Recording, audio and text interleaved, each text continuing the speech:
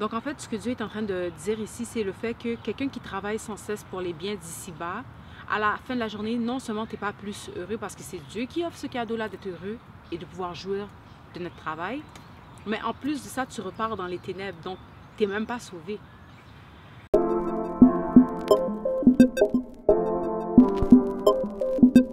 Il fait tellement beau en ce moment, je sais pas si on voit exactement bien. Let's see. Ok, c'est un petit peu plus proche que d'habitude, mais I guess que comme ça fait l'affaire. Ok, donc j'ai commencé une série, ça fait quelques jours. Waouh, il fait tellement beau. Aujourd'hui, en passant, c'est le 25 décembre 2023, juste pour pointer. Et il fait extrêmement beau. Donc, c'est ça. J'ai commencé une série Ecclésias. C'est dans le livre d'Ecclésias pour les 12... Ben là, il reste... en tout cas, bref, je suis un petit peu décontrôlée, mais jusqu'au 31 décembre, la série... Ben, je devrais avoir fini les 12 épisodes. Les 12 épisodes devraient être sur Internet. Alors, c'est ça. Mais aujourd'hui, je vais aller avec le chapitre 6. Donc, pour ceux, si c'est la première fois que tu tombes dans le fond sur une des vidéos de la série, ben, il y a les précédentes que tu peux regarder et même peut-être les prochains que tu peux regarder. Sinon, j'encouragerais vraiment d'aller lire le livre d'Ecclésias parce que ce livre-là, dans le timing actuel, est tellement important.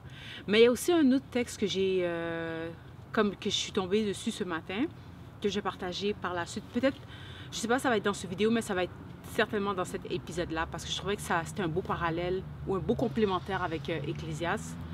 Alors, je vais y aller, je vais lire le verset 6 et c'est ça. Ok, donc Ecclésias, verset 6. Ah, c'est chapitre 6, devrais-je dire. Donc, Ecclésias, chapitre 6. Donc, je vais commencer avec verset 1. Il y a un mal que j'ai vu sous le soleil et qui est fréquent parmi les hommes. Il y a un tel homme à qui Dieu a donné des richesses, des biens et de la gloire, et qui ne manque pas, et qui ne manque pour son âme de rien, de ce qu'il désire. Donc, littéralement, on est en train de parler de quelqu'un là qui a tout pour lui. Comme les gens comprennent comment, mais il doit vraiment lui manquer de rien. Tout ce qu'il veut, tout ce qu'il désire, il peut l'avoir. Alors, il doit être bien. Eh bien, regarde. Mais que Dieu ne laisse pas maître d'en jouir. Donc, en dépit de tout ce qu'il a, Dieu, c'est possible que Dieu ne te laisse même pas jouir de ce que tu as. Car c'est un étranger qui en jouira. C'est là une vanité et un mal grave. Il faut que je le relise encore. Il y a un tel homme à qui Dieu a donné des richesses, des biens et de la gloire, et qui ne manque pour son âme de rien de ce qu'il désire. Mais que Dieu ne laisse pas maître d'en jouir, car c'est un étranger qui en jouira. C'est là une vanité et un mal grave. Ok, dans le fond, là, dans les textes précédents, on a parlé vraiment de l'importance du travail, puis aussi comment le travail à l'excès pouvait devenir... En fait, le repos, comme travailler à l'excès sans repos, c'était un peu de la folie, être insensé.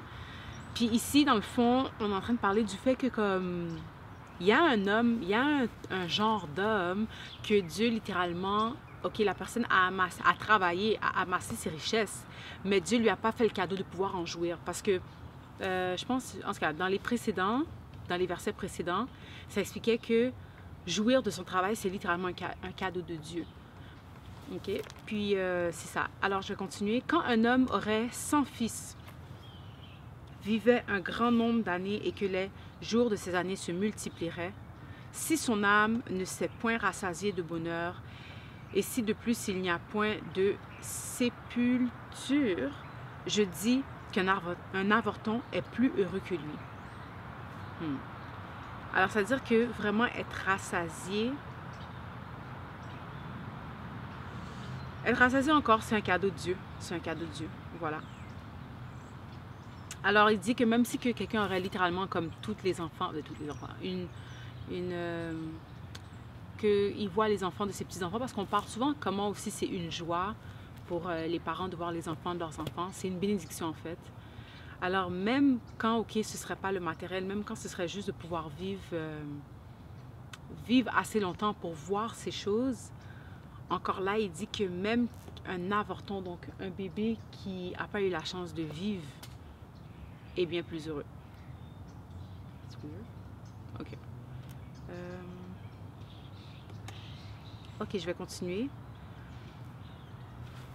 Car il est venu en vain et il s'en va dans les ténèbres, et son nom reste couvert de ténèbres. Donc en fait, ce que Dieu est en train de dire ici, c'est le fait que quelqu'un qui travaille sans cesse pour les biens d'ici-bas, à la fin de la journée, non seulement tu n'es pas plus heureux parce que c'est Dieu qui offre ce cadeau-là d'être heureux et de pouvoir jouir de notre travail, mais en plus de ça, tu repars dans les ténèbres, donc tu n'es même pas sauvé.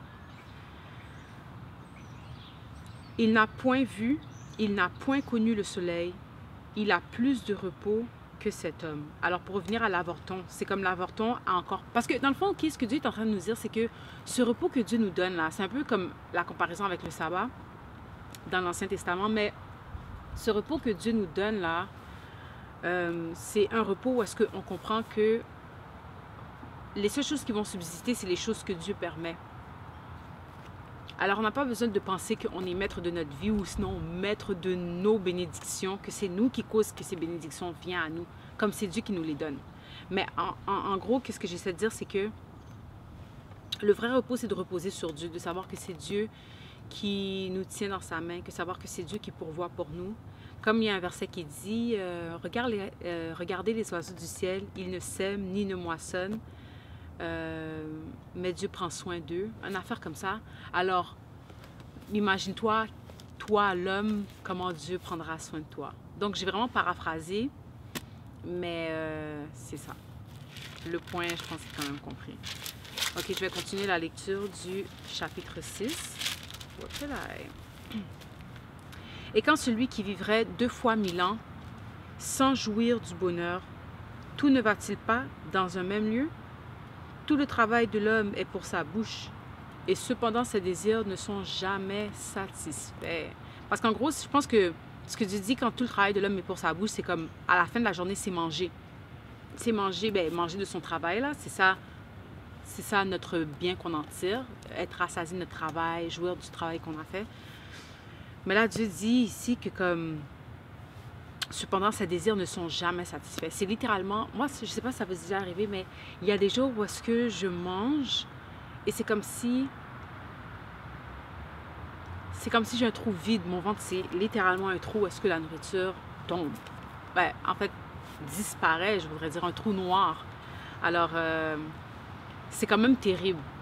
Tu travailles, tu as tout, tu as littéralement la nourriture qu'il faut, mais tu es still pas rassasié. Ça, je trouve que c'est littéralement comme, on pourrait dire, un curse, ou en tout cas. Car quel avantage le sage a-t-il sur l'insensé? Non, laisse-moi retourner un petit peu plus haut. OK. Tout le travail de l'homme est pour sa bouche et cependant ses désirs ne sont jamais rassasiés. Car quel avantage le sage a-t-il sur l'insensé? Quel avantage a le malheureux qui sait se conduire en présence des vivants? Donc, en gros, là, ici, l'Ecclésiaste est en train de nous faire comprendre que comme insensé encore ou sage, on finit tous dans le même lieu. Alors, on se demande, ça sert à quoi d'être sage? Ce que les yeux voient est préférable à l'agitation des désirs. C'est encore là une vanité à la poursuite du vent. Ce qui existe a déjà été appelé par son nom. C'est un peu comme quand Adam a donné dans Genèse les noms aux animaux. Mais Dieu les avait déjà créés, donc j'imagine qu'il y avait déjà un nom. Bref, c'était juste une manifestation qu'il devait avoir. Mais Dieu a littéralement déjà tout créé. Ok, ce qui existe déjà a déjà été appelé par son nom, et l'on sait que celui qui est homme ne peut contester avec un plus fort que lui. Alors, peut-être qu'ici, qu'on parle de plus fort que lui, ça me rappelle un verset qui dit on ne se bat pas contre la chair ni le sang, mais contre les principautés et les... Attends. We fight not against flesh and blood, but against principalities and powers. En tout cas, et les pouvoirs, dans le fond, que c'est vraiment contre c'est dans le spirituel qu'on se bat. C'est pas contre la chair ni le sang, c'est dans le spirituel qu'on se bat. C'est des esprits. On combat des esprits, pas la chair et le sang, en gros. Et bien sûr, sans Dieu, je pense pas qu'on peut tenir face à un esprit. En tout cas. Je pense que si c'est pas pour rien qu'on a tous d'un sens, on recherche tous une certaine sécurité, Et c'est juste Dieu qui peut l'offrir, cette sécurité ultime. Parce qu'il y a encore un verset qui dit, si c'est pas Dieu qui garde une ville, la ville, elle est gardée en vaine. C'est pour dire que, écoute, c'est vrai, on a des corps de police, on a des militaires, on a une armée, mais Dieu, c'est littéralement le Dieu des armées. Et son armée est céleste, son armée est spirituelle. Alors c'est ça, je vais continuer. S'il y a beaucoup de choses, il y a beaucoup de vanité. Parce que toute chose, c'est de la vanité, ça va tout disparaître. Quel avantage... Oh, ça va tout disparaître, ouais ça. Quel avantage en revient-il à l'homme?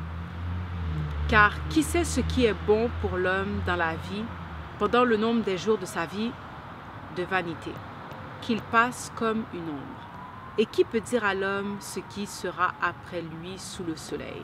Donc en gros là, ce que Dieu est en train de faire comprendre à travers ce texte, c'est qu'à la fin de la journée, là, quand tu disparais, tu n'as plus pouvoir sur quoi que ce soit. Tu ne sais plus rien.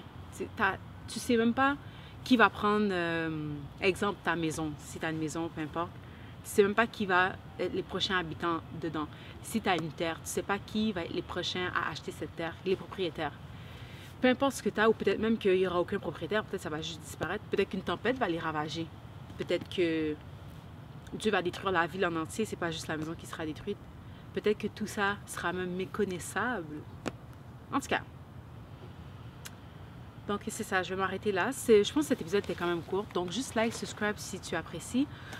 Aujourd'hui, je vais probablement mettre aussi une autre vidéo pour ce jour 7 parce que hier j'ai sauté. En réalité, j'étais supposée être au verset 7 aujourd'hui, mais j'ai fait le 6. Donc c'est ça. Donc, mon nom c'est Jessie, je suis une artiste basée à Montréal. Puis, si tu aimes cette vidéo, share, like. Et bien sûr, je t'encourage à tout simplement aller lire aussi le chapitre d'Ecclésiaste, les 12 chapitres.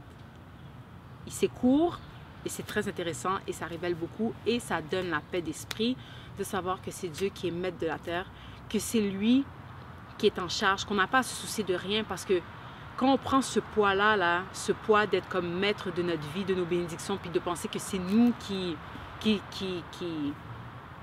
qu'on est Dieu de notre vie, ben c'est un stress et c'est un poids et c'est ça qui nous amène à même devenir chauve. So, garde tes cheveux et repose sur Dieu. C'était vraiment nul, mais bon.